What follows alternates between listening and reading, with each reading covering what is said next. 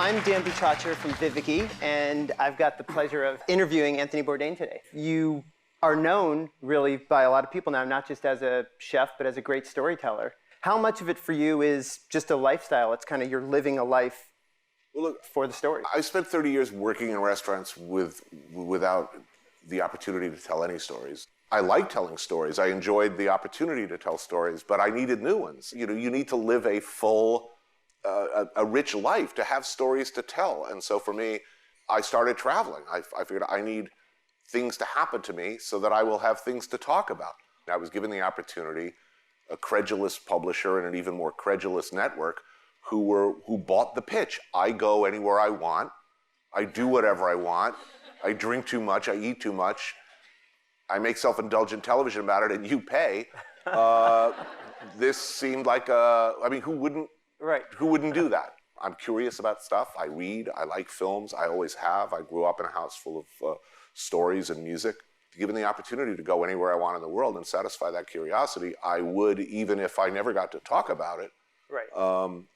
But I'm very much in love with the process of storytelling, first through print, but then with the realization that how powerful the visual media is. I tell stories, and the tools with which and the platforms with which I can tell stories have gotten only larger and more interesting. And I like playing with an ever larger toy box.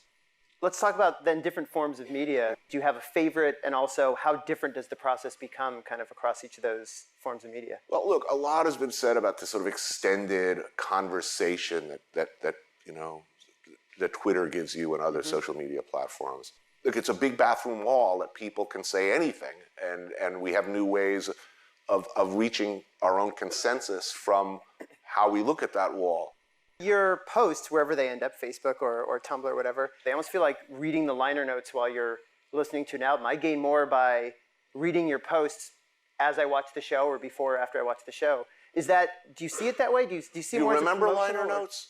You remember what it was like getting an album and you'd look at it. You wanted more information. You'd pour through those liner notes trying to discern. Those were very, very powerful things. So in a sense, the more liner notes you can provide, it is for an ever, I think, shrinking number of people. A certain number of people are going to see the show. A smaller number are going to want to read about additional information. A much smaller number are going to want to see the photographs and additional material. Altogether, it's a large body of people with very different ways of looking at the show. And what's next? What's on your list? What stories are coming out next? I just want to keep doing what I'm doing as long as they let me get away with it. Yeah. I mean, who wouldn't? Well, thanks very much. Thank you. Yeah, absolutely. Thank you, guys.